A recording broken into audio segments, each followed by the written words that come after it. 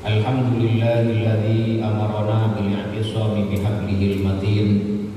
Wassalatu wassalamu ala asyrafil anbiya'i wal mursalin nabiyyina wa maulana Muhammadin wa ala alihi wa ashabihi wa man tabi'ahum bi ihsanin ila yaumiddin, amma ba'd.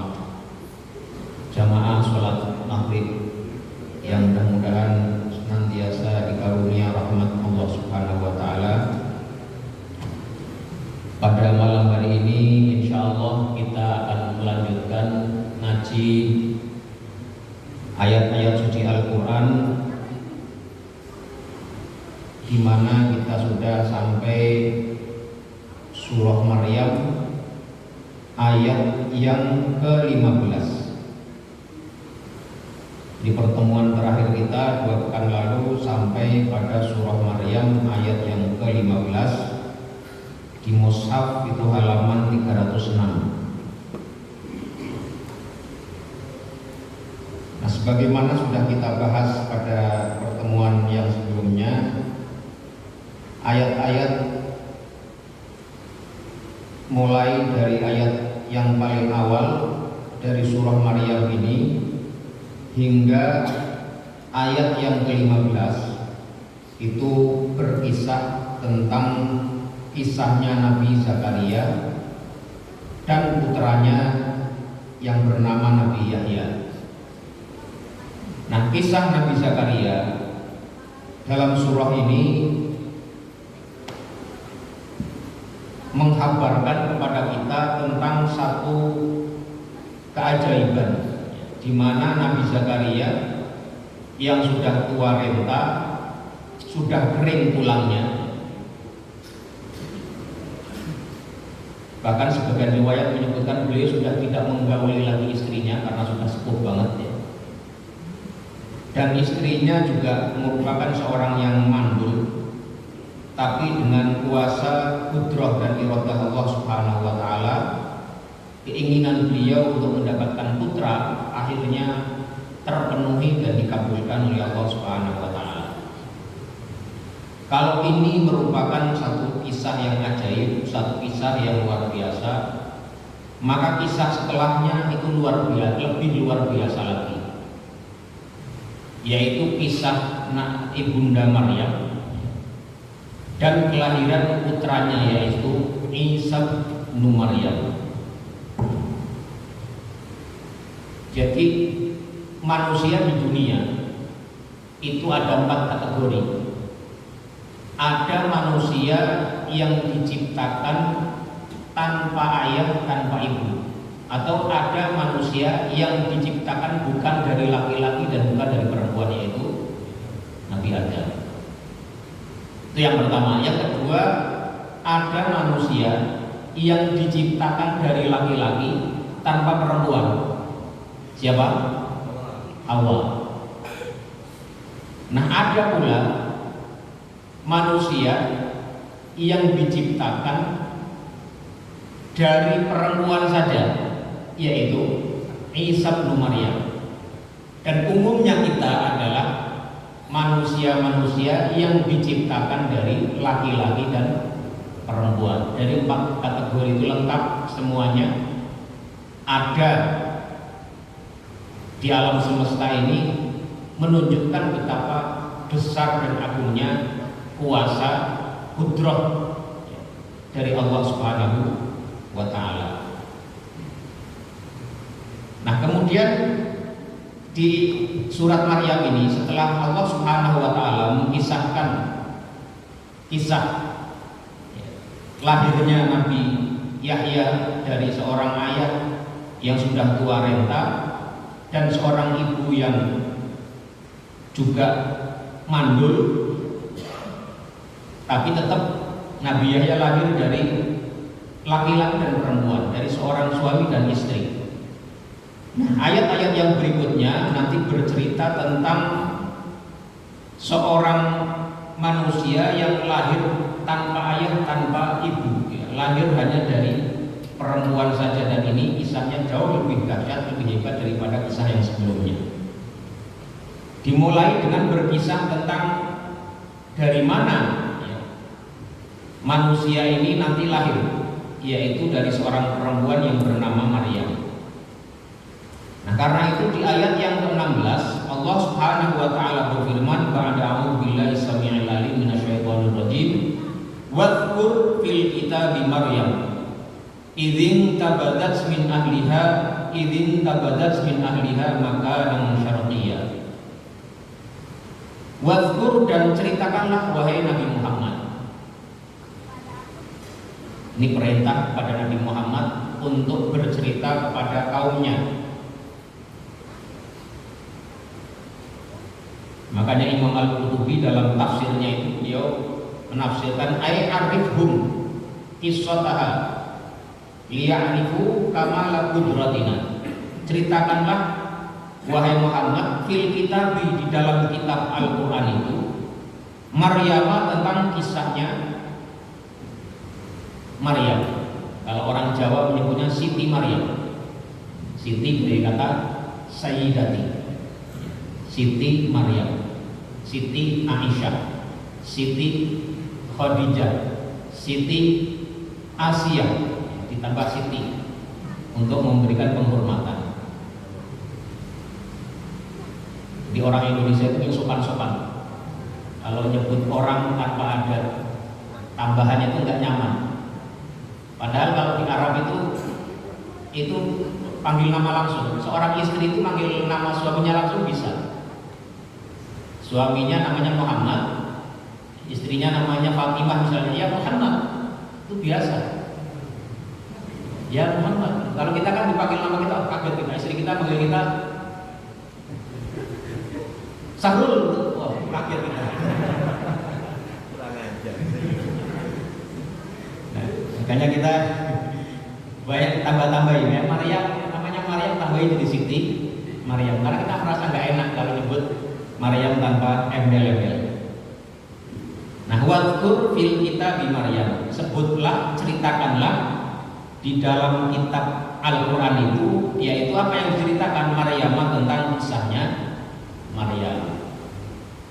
Ini Rasulullah diperintahkan oleh Allah Subhanahu wa taala untuk bercerita, untuk mengkabarkan, untuk memberitahu tentang kisahnya Maryam. Ini mengandung makna apa? Maknanya adalah kita ini dianjurkan untuk belajar dari kisah-kisah orang yang baik-baik, dari kisahnya orang-orang yang soleh, kisahnya orang-orang yang dikenal memiliki kedekatan kepada Allah Subhanahu wa taala.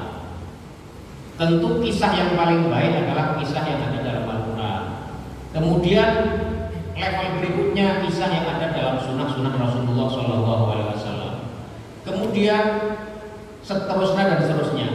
Secara umum semua kisah orang-orang soleh itu baik kita baca, kita ketahui, kita bacakan, kita pelajari. Demi apa? Demi kita bisa mendapat pelajaran yang baik dari mereka. Ini. Nah, kisah Maryam yang ingin diceritakan dalam surah Maryam ini ada frase cerita, ya. Fase cerita dari kisah Maryam, yaitu idzin tabadat min ahliha. Ketika beliau, ya, ibunda Maryam ini mengasingkan diri atau meminggirkan diri min ahliha, dari keluarganya, maka nan syarqiyah, ke suatu tempat di sebelah timur.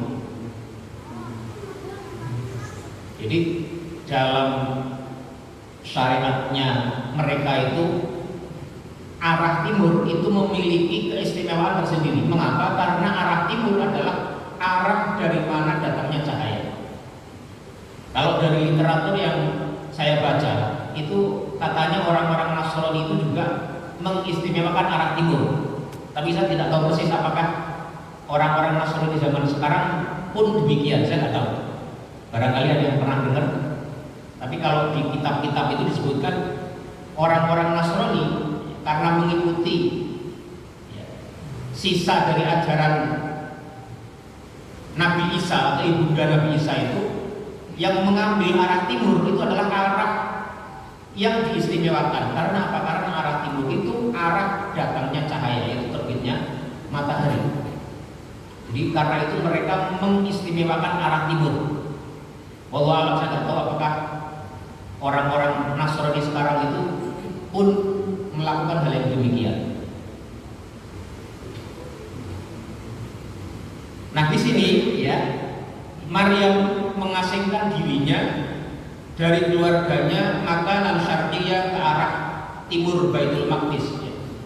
Jadi kalau kita lihat gambar Al-Aqsa, Al-Aqsa itu kan kompleks ya, bukan masjid, satu masjid, tapi kompleks seluas berapa hektar, 14 atau berapa, saya lupa ininya ukurannya.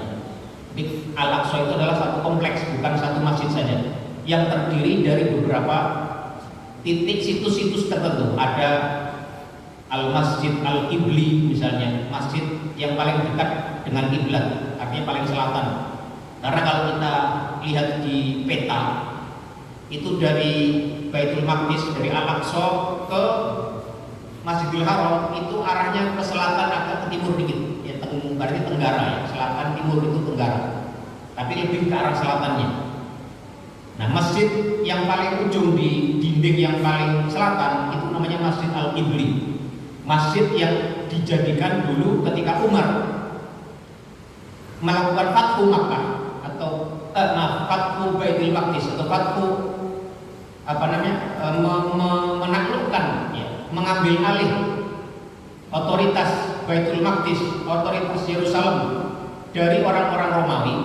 Itu beliau menjadikan tempat itu sebagai tempat sholat beliau, yaitu di Masjid Al-Qibli. Namun nanti ada lagi di bagian tengah ada Qubbatus Sahra, yang di situ ada batu, ya, batu besar yang sebagian orang meyakini Rasulullah dulu bertolak Mi'raj dari situ. Wallahu a'lam bishawab. Tetapi saat Rasulullah SAW melakukan Isra dari Masjidil Haram ke Masjidil Aqsa, saat itu Masjidil Haram belum menjadi masjid seperti sekarang ini. Karena apa? Karena di seputar Ka'bah itu masih banyak berhala-berhala yang biasa dipakai orang-orang musyrik untuk beribadah di situ, menyembah berhala mereka. Di Masjid Al-Aqsa juga sama, disebut minal Masjidil Harami ilal Masjidil Aqsa. Itu Masjid Aqsa belum ada, bangunan yang bernama masjid itu belum ada. Hanya satu lokasi yang bahkan orang Romawi, karena mereka ingin merendahkan tempat itu, sebagian tempatnya dijadikan sebagai tempat pembuangan sampah. Jadi zaman Rasulullah itu, ketika Rasulullah berisra dari Masjidil Haram ke Masjidil Aqsa, itu belum ada masjid di situ, belum berbentuk bangunan masjid. Hanya lokasinya lokasi yang istimewa, karena memang itu disitulah dulunya dibangun masjid yang kedua setelah Masjidil Haram, setelah Ka'bah. Nabi Ibrahim membangun Ka'bah, baru kemudian 40 tahun kemudian Nabi Ibrahim membangun Masjidil Aqsa. Tapi di saat Rasulullah Isra Mi'raj, ya, itu tempat itu tidak ada masjid dalam arti bangunan yang dikhususkan untuk ibadah saat itu, karena sedang dikuasai oleh orang-orang Romawi. Jadi seakan-akan ayat Subhanalladzi asra bi 'abdihi lailan minal Masjidil Haram ilal Masjidil Aqsa alladzi barakna haulahu itu sekaligus semacam kabar gembira kepada Rasulullah SAW yang saat itu berada dalam posisi yang sulit di Mekah, berada dalam penindasannya kaum musyrikin, bahwa nanti ya, ini Masjid Al-Haram itu, Ka'bah yang saat itu dikuasai orang-orang musyrikin, itu nanti akan menjadi masjid yang menjadi khusus tempat ibadahnya umat Islam, dan Al-Aqsa yang saat itu masih dikuasai oleh Romawi juga akan menjadi masjidnya umat Islam, dijadikan tempat ibadahnya umat Islam. Nah, Masjid Al-Aqsa itu sesuai resolusi PBB itu ditetapkan apa yang disebut dengan status quo, yaitu status Al-Aqsa, karena dulu ketika peralihan kekuasaan dari Turki Utsmani kepada Inggris, mandat Inggris terhadap wilayah itu Al-Aqsa sudah dikuasai oleh umat Islam berturun-turun sejak zaman Umar. Kemudian sempat beberapa saat dikuasai lagi oleh orang Romawi yang kemudian dipukul mundur oleh Salahuddin Al-Ayyubi. Tapi kemudian setelah itu berabad-abad dikuasai umat Islam. Maka resolusi PBB itu menyatakan Al-Aqsa itu harus dipertahankan status quo-nya, yaitu sebagai tempat ibadahnya umat Islam, di mana orang-orang Yahudi, orang-orang Nasrani juga tidak boleh beribadah di tempat itu. Nah sekarang ini, khususnya dalam 2-3 tahun terakhir, itu banyak kalangan di antara orang-orang Yahudi itu sering melakukan pelanggaran. Mereka beribadah masuk ke Masjid Al-Aqsa untuk melakukan ritual-ritual Talmudiyah mereka, ritual-ritual Yahudi mereka, yang itu aslinya adalah melanggar resolusi PBB yang menetapkan status quo bagi Al-Aqsa. Nah karena itulah ketika Hamas melakukan serangan ke Israel pada tanggal 7 Oktober 2023 ini menggunakan kode Tufan Al-Aqsa, badai Al-Aqsa. Mengapa? Sebagai bentuk peringatan bahwasanya pelanggaran orang-orang Yahudi terhadap Al-Aqsa sudah tidak bisa ditolerir lagi. Selalu meningkat. Kebetulan saya di kantor juga menangani isu Palestina, jadi banyak membaca tentang itu. Jadi selama 2 tahun 3 tahun terakhir itu pelanggaran orang-orang Israel, orang-orang Yahudi terhadap status Al-Aqsa itu meningkat pesat sekali. Belum lagi pembunuhan terhadap warga Palestina. Dan pelanggaran itu tidak ada yang bisa menghentikan. Apalagi Israel saat ini itu dikuasai oleh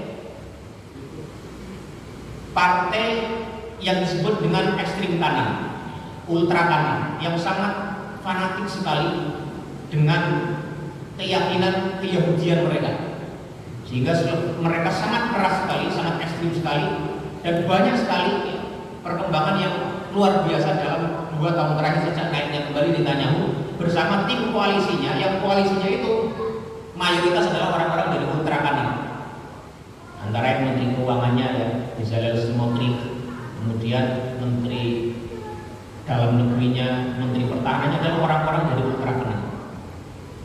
Nah ini kembali ke surat ini, ke ke ayat yang ke-16. Ini Maryam itu mengasingkan diri dari keluarganya, mengambil tempat di arah timur. Sekali lagi arah timur itu dalam keyakinan syariat mereka itu memiliki keistimewaan dari arah yang lain, karena salah satu penjelasannya menurut para beberapa tafsir itu arah timur adalah arah di mana ada cahaya datang dari situ. Jadi ada semacam optimisme dan harapan. Mengapa arahnya arah timur bukan arah yang lain? Ini. Fattakhadhat min dunihim hijaba. Maka atau lalu dia mengambil atau menjadikan min dunihim dari mereka, dari keluarga dan kaumnya, hijaba, tabir yang melindunginya. Jadi Maryam ini mengambil tempat yang disebut dengan mihrab yang juga sama. Nabi Zakaria juga punya mihrab.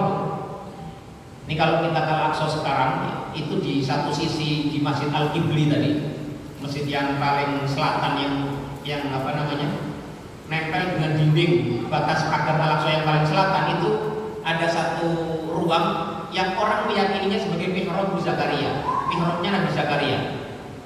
Nah mihrab kalau dalam bahasa kita sekarang itu mihrab itu adalah tempat yang menjadi tempatnya imam. Tapi mihrab yang disebutkan dalam Al-Quran itu adalah tempat yang khusus digunakan untuk beribadah, itu namanya mihrab. Jadi ada sedikit perbedaan antara makna mihrab yang dipakai dalam Al-Quran dengan mihrab yang dipahami oleh bahasa sekarang ini. Ya, itu. Fattakhadhat min dunihim hijaba. Jadi Maryam menjadikan tempat khusus yang tertutup dengan tabir. Mengapa itu dilakukan? Kalau penjelasan para mufassirun itu dalam konteks ibadah, dengan melakukan ibadah itu di satu tempat yang tertutup, maka itu lebih menjamin kualitas keikhlasan seseorang ketika berada di tempat yang tertutup. Tapi pada sisi lain, sebagai seorang perempuan, maka keberadaan Maryam di tempat yang tertutup tabir itu lebih menjaga iffah dan kehormatan dia dari orang-orang lain, dari orang-orang masih laki-laki yang lain. Itu faedah dari mengapa fattakhadhat min dunihim hijaba. Ini. Nah, tradisi beribadah memiliki tempat khusus untuk menyepi, untuk beribadah itu merupakan tradisi para nabi, tradisi orang-orang soleh, tradisi orang-orang yang dekat kepada Allah Subhanahu wa Ta'ala. Nabi Dawud misalnya, itu beliau sebagai seorang nabi yang sekaligus raja. Raja itu kan urusannya banyak ya, ngurusin rakyatnya, ngurusin urusan politik, urusan ekonomi rakyatnya, ngurusin berbagai persoalan. Tapi Nabi Dawud juga punya mihrab. Itu ada di ayat berapa itu? Saya tak hafal ayatnya ya. Tapi disebutkan itu di surat As-Saff atau apa namanya? Iftasawwarul mihrab itu apa namanya? Jadi Nabi Dawud pernah suatu ketika lagi ibadah di mihrabnya itu ada orang-orang yang kemudian naik dari pagar mihrabnya itu. Itu artinya apa? Nabi Dawud itu punya tempat khusus di mana beliau menyendiri, beribadah, bermunajat, menyepi, berkholwat dengan Allah Subhanahu wa Ta'ala. Meskipun beliau adalah orang yang sibuk sebagai seorang raja. Nabi Zakaria juga punya mihrab, tempat di mana beliau mengkhususkan tempat itu untuk beribadah, berkholwat kepada Allah Subhanahu wa Ta'ala. Maryam juga sama. Maryam itu kan kalau kita baca kisahnya di surat Ali Imran, itu kan ibundanya kan tadinya bernazar. Ini apa? Nazar itu ma fi batni muharrar. Bernazar menjadikan anak yang ada di kandungan itu sebagai muharrar, orang yang dinazarkan untuk khusus beribadah menjaga Masjid Al-Aqsa. Tapi ternyata yang lahir bukan perempuan. Dan perempuan ini juga memiliki kualitas keimanan yang luar biasa, yang juga sama punya tradisi orang-orang soleh tadi. Punya tradisi seperti tradisinya orang-orang yang soleh, yaitu memiliki satu tempat khusus di mana dia berkholwat, beribadah kepada Allah Subhanahu wa Ta'ala. Dan itu mulai yang dimiliki oleh diajaran Rasulullah sebelum beliau menjadi nabi. Beliau banyak berkholwat di mana? Di Gua Hira ya. Kemudian nanti setelah beliau menjadi nabi, kemudian tetap ada proses kholwat kepada Allah Subhanahu wa Ta'ala itu dengan i'tikaf, dengan yang lain-lain. Jadi kalau kita mau belajar dari ayat ini, maka salah satu pelajaran yang bisa kita ambil adalah perlunya bagi kita untuk menyisihkan waktu-waktu kita di antara waktu-waktu kita di tengah kesibukan kita itu untuk berkholwat kepada Allah Subhanahu wa Ta'ala. Ya, kalau rumahnya sempit, nggak punya tempat khusus, ya cari tempat yang sepi. Misalnya di waktu malam, ya. Sesekali kalau nggak tiap hari, sesekali menyepi, bermunajat, berkholwat kepada Allah Subhanahu wa Ta'ala. Karena dari situlah ada satu relasi yang jauh lebih kuat kepada Allah Subhanahu wa Ta'ala. Saat dimana orang tidak melihat kita, saat dimana kita menyendiri hanya dengan Allah Subhanahu wa Ta'ala, di situ ada kelezatan khusus yang bisa memicu dan memacu keimanan kita kepada Allah Subhanahu wa Ta'ala. Fa arsalna ilaiha, maka kami mengutus ilaiha kepadanya, yaitu kepada Maryam. Apa yang kami utus? Ruhana, yaitu roh kami. Nah, kata ruhana ini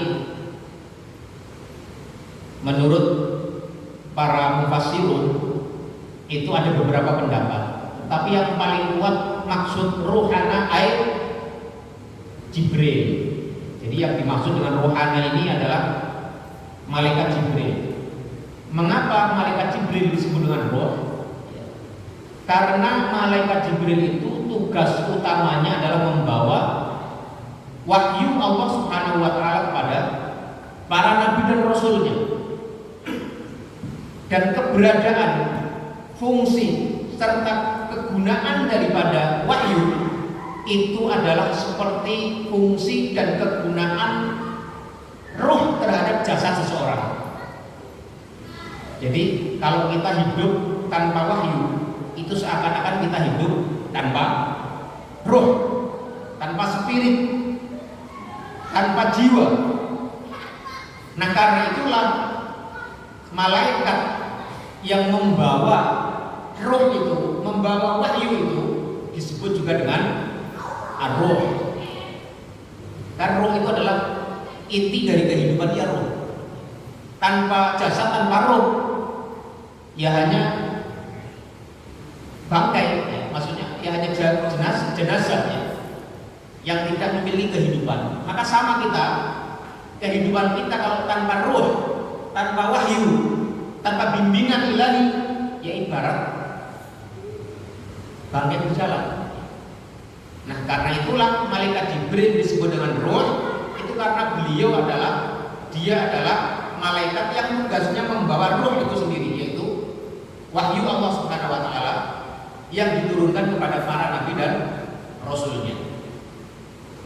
Memang ada sebagian pendapat yang menyebutkan roh tadi adalah maksudnya rohnya Nabi Isa. Jadi Allah mengirimkan rohnya Nabi Isa kepada Maryam, tapi pendapat ini tidak kuat. Ya, makanya sebagian orang-orang Nasrani itulah menyebut ada unsur Roh Kudus itu dari sini. Tapi menurut mufassirun ya, yang masyhur, yang lebih rajih, lebih kuat, makna ruhana air malaikat Jibril. Maksudnya adalah malaikat Jibril yang diutus oleh Allah Subhanahu wa taala. Dan frase setelahnya itu semakin memperkuat pendapat ini. Pendapat yang menyatakan bahwasanya maksud ruhana itu adalah malaikat Jibril. Malaikat Jibril ketika diutus oleh Allah Subhanahu wa taala mendatangi Maryam, itu fatamatsala laha basyaran sawiyyan, maka dia menampakkan dirinya laha kepada Maryam dalam bentuk basyaran sawiyyan, seorang manusia bentuknya sempurna. Jadi malaikat Jibril datang kepada Maryam itu tidak dalam bentuk aslinya, tapi dalam bentuk seorang manusia yang sempurna, sangat sempurna. Ini nanti faedahnya macam-macam ya. Kalau mufassir itu menjelaskan, ada yang menyebutkan faedahnya itu agar menimbulkan ketenangan kepada Maryam. Karena dia ini kan, Maryam ini adalah, beliau ini adalah seseorang gadis yang sangat punya menjaga kesucian dirinya, menjaga kehormatan dirinya. Maka Allah ketika mengutus malaikatnya itu mengutus dalam bentuk manusia tapi yang sawiyah, yang sempurna wujudnya, sebagai layaknya manusia. Namun ada juga nanti yang mengkaitkan dengan itu bagian dari cobaan kepada Maryam, bentuk malaikat Jibril dalam wujud manusia itu kan, manusia yang sempurna itu alam muntahal jamal kalau disebutkan, dalam bentuk yang sangat ganteng sekali, sangat menarik sekali. Tapi ya, meskipun demikian, apa yang diberikan oleh Maryam, qalat inni a'udzu birrahmani minka in kunta taqiyya. Maryam sebagai seorang gadis yang sangat menjaga kehormatannya, sangat menjaga kesuciannya, sangat menjaga kebersihan dirinya, begitu melihat ada sosok manusia lain yang muncul di hadapannya dan bukan seorang perempuan, padahal dia menutup dengan tabir. Kita nggak tahu tabirnya dalam bentuk dinding atau apa, Allah alam, tidak dijelaskannya. Tapi munculnya sosok itu membuat Maryam menjadi kaget dan takut, khawatir luar biasa.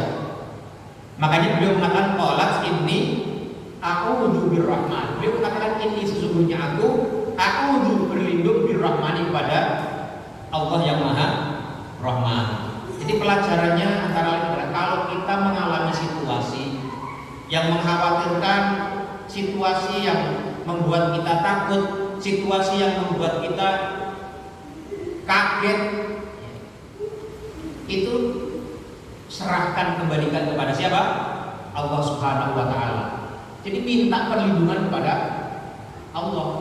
Dicontohkan oleh Ibunda Maryam ketika beliau mengalami situasi yang luar biasa mengagetkan itu.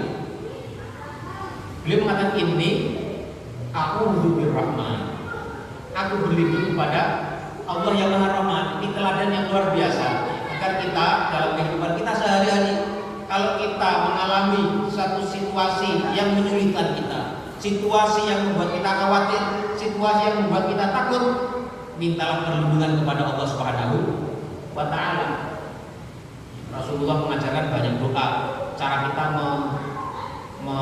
melindungi diri kita. Ada yang bismillahirrahmanirrahim dan seterusnya, tidak mampu kalimatillahi tammati dan seterusnya. Ada yang membaca al-mu'awwidzatain, ya al-ikhlas, dengan al-ikhlas, al-mu'awwidzat, ya al-ikhlas, dan al-falaq dan an-nas, dan doa-doa yang lainnya. Itu semuanya bisa kita jumpai dalam sunnah-sunnah yang diajarkan Rasulullah SAW. Intinya adalah mengembalikan perlindungan, rasa takut kita, rasa khawatir kita kepada Allah Subhanahu wa Ta'ala, bukan kepada yang lainnya. Ini membuktikan bahwasanya Maryam adalah benar-benar seorang yang memiliki tingkat keimanan dan rasa tawakal yang luar biasa kepada Allah Subhanahu wa Ta'ala. Nah, kemudian pemilihan kata Ar-Rahman. Mengapa aku birrahman? Aku berlindung kepada Rahman, menggunakan sifat Allah yang Maha Rahman. Maha Rahman itu artinya apa? Zat yang Maha Pengasih. Ini untuk memberikan penegasan kepada orang yang ada di hadapannya, untuk juga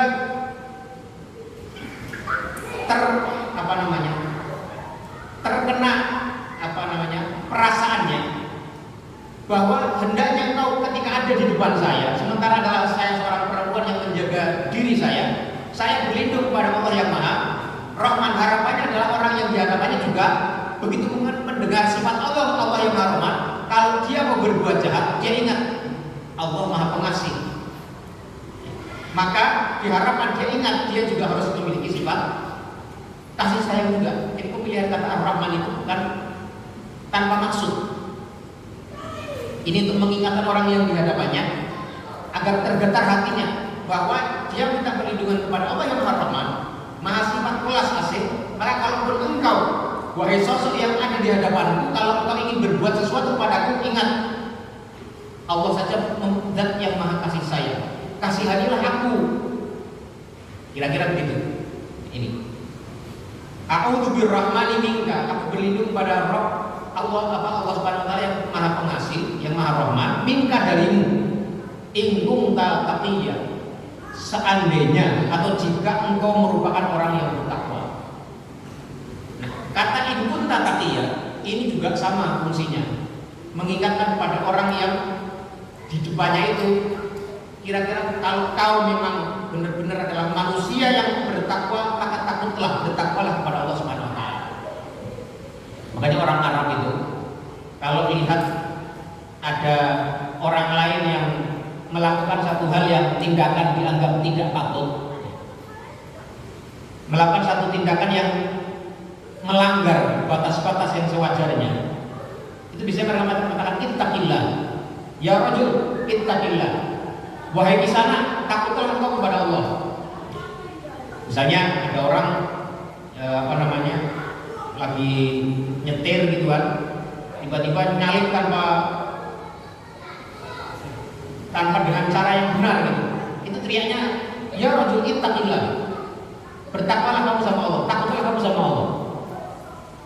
Itu bagus juga ya kalau kita contoh. Jadi ungkapannya itu agar kita takut sama Allah, jadi diingatkan.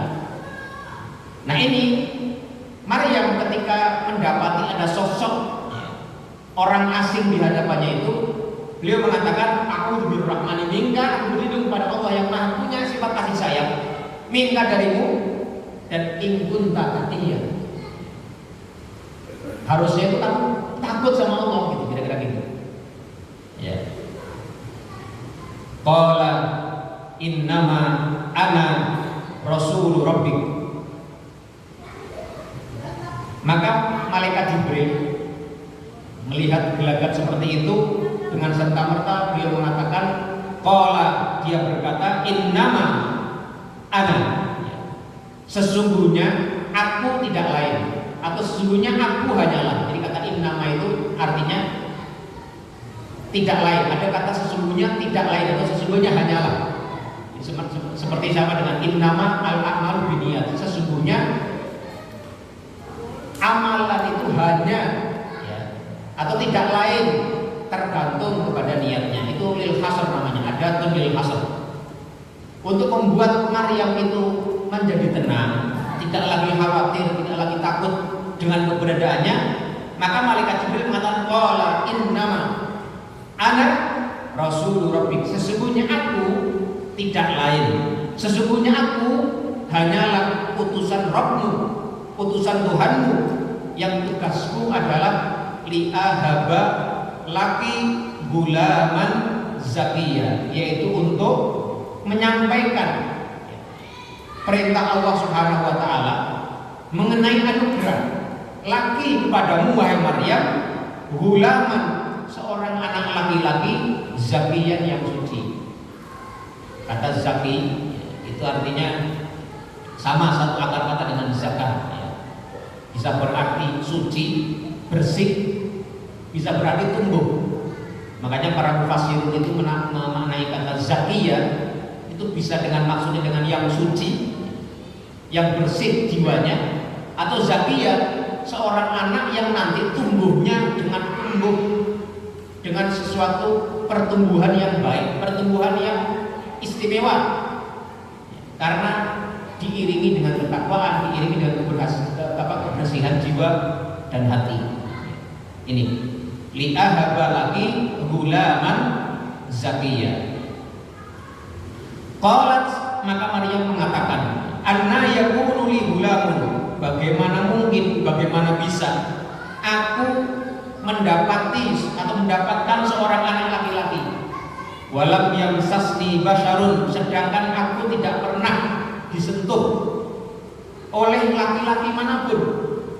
Ini para ulama ada yang menafsirkan, aku belum pernah menikah, tidak pernah menikah dengan siapapun. Aku tidak pernah bersentuhan dengan laki-laki manapun, walam aku bagia, dan aku bukan pula seorang perempuan yang berzina. Jadi Maryam begitu kagetnya tadi bertemu dengan sosok di hadapannya, kemudian setelah dikabari bahwa aku adalah utusan Rabbmu yang ingin membawa pesan, menyampaikan anugerah tentang seorang anak laki-laki yang suci yang akan kamu lahirkan, Maryam kaget lagi. Anna yakunu li gulamun walam yamsasni basyarun walam aku baghiyah.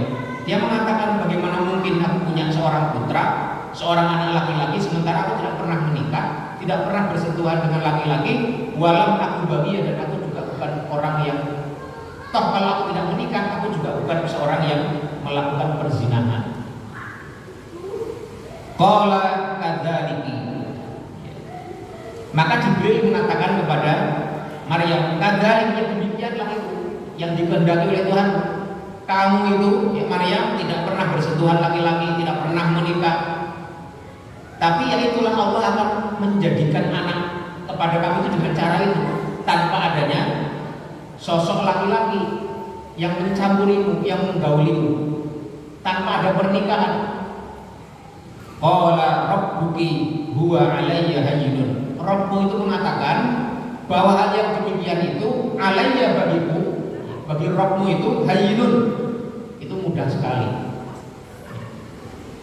Walinaj'alahu, dan agar kami menjadikannya ayatal linnasi, suatu tanda kebesaran Allah Subhanahu wa taala, linnasi, bagi manusia, wa rahmatan, dan sebagai rahmat minna, dari kami, wa kana amran maqdiya, dan hal yang seperti itu merupakan satu urusan yang sudah diputuskan oleh Allah Subhanahu wa taala.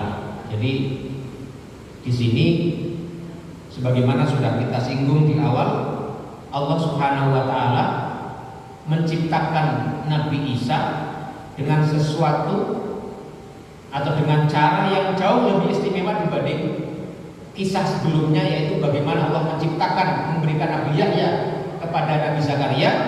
Di sini Allah juga memberikan putra, yaitu Nabi Isa kepada Maryam dengan cara yang lebih dahsyat lagi, yaitu Maryam yang tidak pernah menikah, tidak pernah bersentuhan dengan laki-laki, nantinya akan diberikan seorang putra yang bernama Isa. Disitulah Allah menjadikan tanda-tanda kekuasaannya bagi manusia. Jadi kalau Allah berbuat seperti itu sangat mudah, itu artinya tidak ada yang mustahil bagi Allah ya. Jadi kalau kita punya masalah, kita punya apapun, selama kita yakin bahwa Allah Somad, Allah tempat bergantung, Allah tempat bersandar, Allah tempat kita menaruh harapan dan keinginan kita, disitulah ada harapan bahwa Allah Subhanahu Wa Taala Maha mampu, Maha memiliki kudrah untuk melakukan apa yang Dia kehendaki. Wa kana amran maqdiya, dan itu adalah satu perkara yang sudah diputuskan oleh Allah Subhanahu wa taala. Silakan kalau ada yang ingin menyampaikan pandangannya atau pertanyaannya sebelum kita tutup. Ada? Silakan.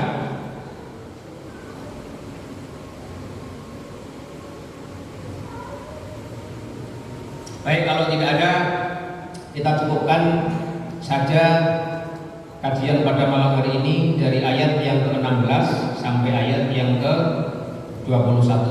Mudah-mudahan menambah pemahaman kita terhadap ayat-ayat suci Al-Quran, dan ujungnya adalah menambahkan iman dan amal soleh kita di hadapan Allah Subhanahu wa taala. Yang benar adalah dari Allah Subhanahu wa taala, dan yang salah adalah karena kefakiran ilmu dan kebodohan saya sendiri. Wassallallahu ala nabiyyina Muhammadin wa ala alihi wa sahbihi wa sallama tasliman katsira. Subhanallahumma wa bihamdika asyhadu an la ilaha illa anta astaghfiruka wa atubu ilaik. Wassalamu alaikum warahmatullahi